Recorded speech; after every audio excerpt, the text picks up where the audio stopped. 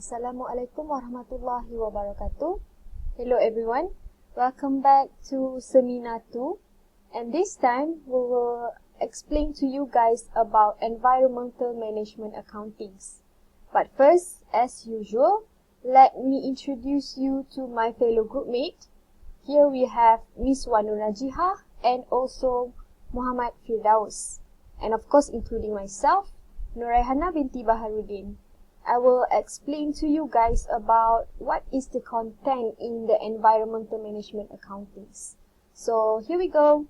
Okay, now let us see the subtopic, which is the measuring economic and social impact of environmental costs. And for this part, I will specifically explain to you guys what is social impact and the elements to measure social impacts and how do we measure it. And the last one is the importance of measuring social impact.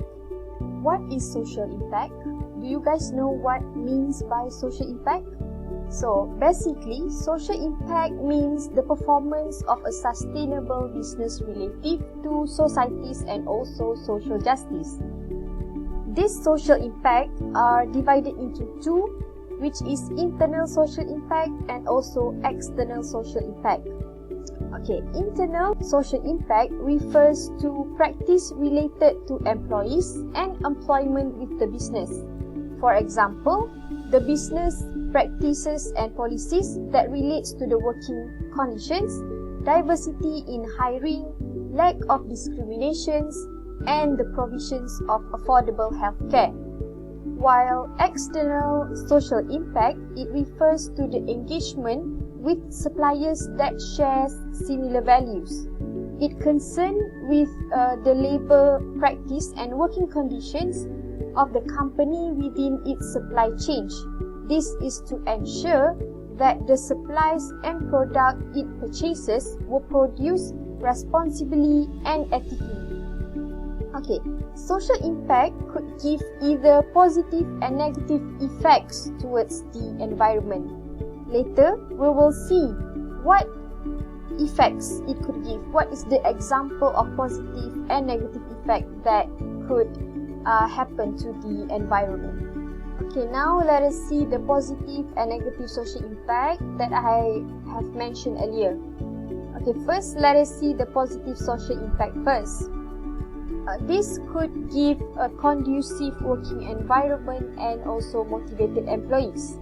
This is because it considers the social impact of company's policy and practice on employee, such as it includes healthcare coverage, educational opportunities, and also a work-life balance. And number two, it also gives effective and efficient business operation by support freedom of association, collective bargaining, and non-discrimination in business as well as with suppliers. So for example, in purchasing department, we avoid products that were produced using forced and child labor. Okay, now let's move on to the negative social impact. This could give an effect by increased unemployment issues, which may be due to high company labor turnover because of poor business management or lack of considerations towards the employees. And it also can affect by giving a poor business relationship with customers or suppliers. This can be due to conducting the business in an unethical manners. For example, they ignore company's policies and practice. Okay, now let us look at on the elements of measuring social impact. You must be wondering, right? What should we measure in social impact? What is the item? So, the element that we measured is the input, output, outcome, and also impact. So, input means is the resources invested measured as a cost, while output means a direct result of business objective. Outcome is the changes to people over a long period of time. And lastly is the impact, which is the estimations of what could have happened anyway. I will give you an illustration so that you can get a better understanding about this. So, let's say the input. We incurred a cost in providing online business training programs. So the output would be the participations of people in joining the program itself. And the outcome would be numbers of people that actually start to venture in business in the virtual world. And the impact for this situation, it gives a positive impact, because 40 out of 50 businessmen able to develop online applications. Previously, we had already looked at the element on what to measure in social impact, and now let us see how to measure that. Okay, first, study on the output to be measured. Therefore, the organization should have an objective and goal which include the theory of change. And number 2, organization also needs to know the objective of stakeholders that will lead to the sources of value creations. And last but not least, we can use social return on investment analysis. This is a way to monetize the value of social impact in financial terms. I have provided you the illustrations of this. So, the investor will look for evidence of social impact that result from their investment in a project. This is by applying the below formula, which is net present value of benefits is divided by net present value of investment. And it shows the social value creation based on the initial investment, which can be calculated by value of social impact divided with investment required. So through this ratio, organization can give a simple and clear indicator of their value created for its stakeholders. Now we will see the importance of measuring social impact. Why is it very important to measure this? It is because it improves activities or program management with a more effective planning and efficient evaluation. It also gives an increased understanding of the impact of their work. So by measuring social impact, it enhances attention to the social value creations by the organizations.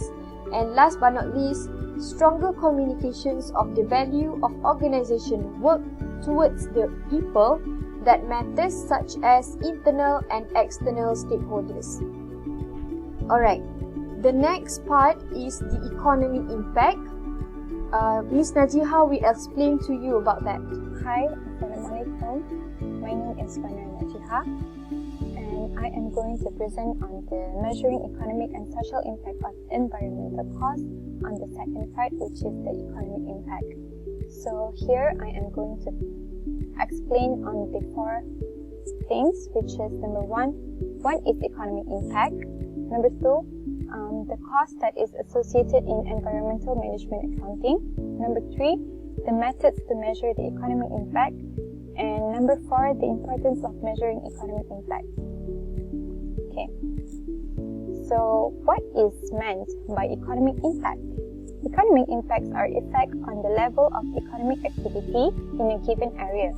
The economic effects are viewed or measured with the help of economic tools and translated into financial and economic terms such as income, financial damage, value added, employment, and etc. The economic impact can be categorized into 2, which is primary or direct and secondary or known as indirect economic impact. We will go on to this part after this. Okay, so these are what is meant by primary and secondary economic impact. Primary is also known as direct economic impact, which is defined as the initial immediate economic output generated by a specific project or program or event in the home market. So, the example are a development program for 500 residential units generate economic impulses in the construction and real estate sector in the form of jobs, income, business profit, and public tax revenue for the involved companies, individual, and also public authorities. Okay, so the next part is secondary or known as indirect economic impact. It is a changes in economic activity resulting from subsequent rounds of expenditure or re-expenditure of business companies, household and public authorities outside the home market. For example, the supplier of the construction companies responsible for the realization of 500 residential units will also pay their employees and will buy the supplies from subsequent suppliers. Furthermore, the employees of this company will spend their wages on housing and other consumption goods and services, and also the public authorities will receive income, profit, and also value-added taxes. Okay, so here are the costs that is associated in environmental management accounting. There are 4 costs. Number 1, cost of packaging. Number 2, cost to minimize the wastage. Number 3, cost of water treatment plant. And number 4, cost of collecting and disposing the waste. Okay, let's see the cost of packaging. It is referring to the cost in switching the packaging material that gives the negative effect to a more environmental friendly. Okay, for example, switching the uses of plastic bag to paper bag, which is easier to decay and recycle, such that it can also be from packaging waste, cost that is rarely practiced by the organization. For instance, the shop that sells canned drinks will pay anyone who brings back the empty can to them for recycling purposes. Okay, so next, cost to minimize the wastage, which highlight on the discharge produced by the manufacturing company. For example, the installation of electrostatic filter in the smoke stack to remove dust and scrubber. There is also a water filter to remove harmful gases. Companies that dump their waste into the river must obtain permission from the Environment Authority on their waste content and the amount they are allowed to release. Companies might find this troublesome and costly, but it can prevent them from paying high environmental taxes or also being imposed penalty to the organization. Number 3, the cost of water treatment plant, which is the cost that is incurred when the company decides to have their own water treatment plant. For example, the wastewater from the factory will be channeled into plant and the company can reuse the water after a thorough treatment. The tests on the final product and also for the research are included as the costs as they are needed to the plant. The last one, the cost of collecting and disposing the waste. This cost incurred when the company pays to waste management company as they collect and also dispose waste on behalf of the company. Okay, let's see to the positive and the negative economic impact. So here are the positive economic impact. Number 1, improving sales on reducing sales erosion. Consumer awareness of the environmental effect goods and their services is gradually affecting their preferences and also the buying behavior. And the next one is reducing costs. The direct positive effect of reducing the excessive use of input capital on cost reduction is direct. The methods upgrades can also bear down on costs. The negative economic impact is decline of traditional employment. The employment works less than 9 to 5 hours per day, which result in unproductive output. And the next one is the revenue leakage, which refers simply to not billing or underbilling your customer for products and services provided. Okay, let's go to the next part of environmental accounting method. Methods to measure economic impact is using the environmental accounting method. Environmental accounting is a field that identifies the resources used, measure it as well as communicate the cost of a company or national economic impact on the environment. So there are 4 methods. Number 1 is identify the resources used. Next, measure and communicate, and last but not least is evaluate.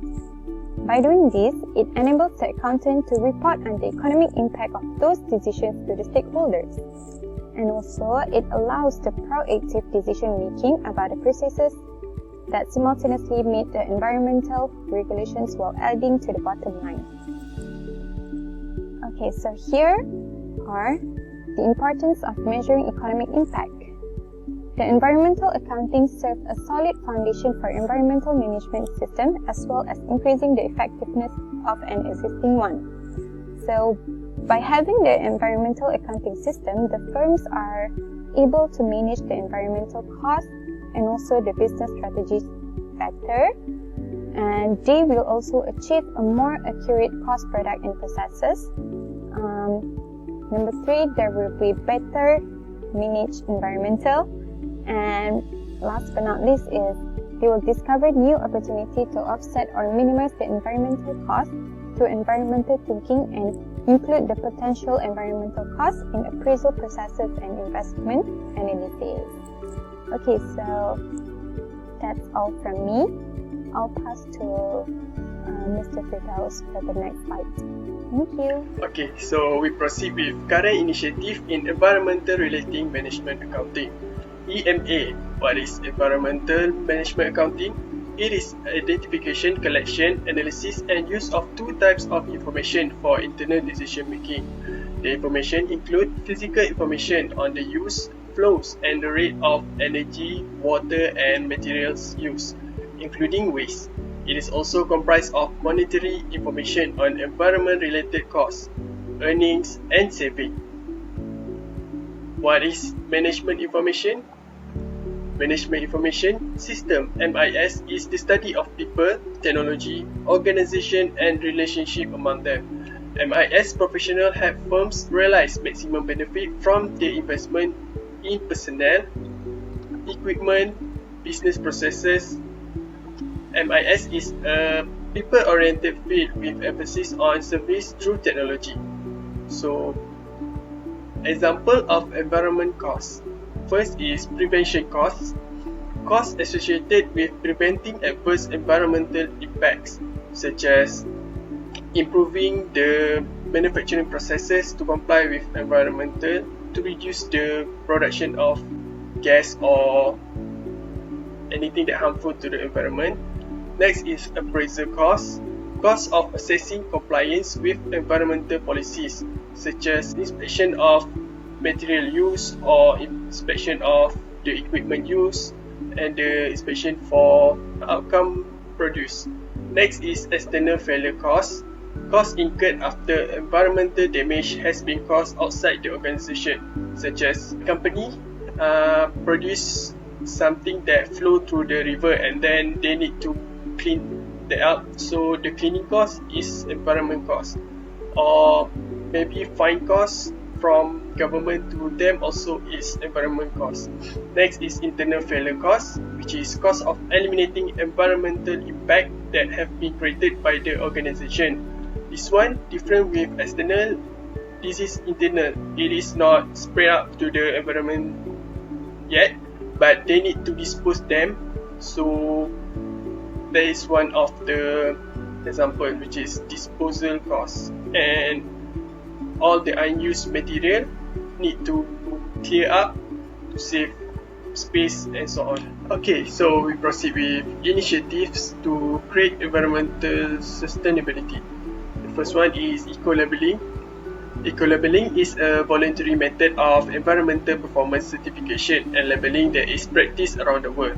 An eco-label identifies products or services proven to be environmentally preferable within a specific category. Next is recycling.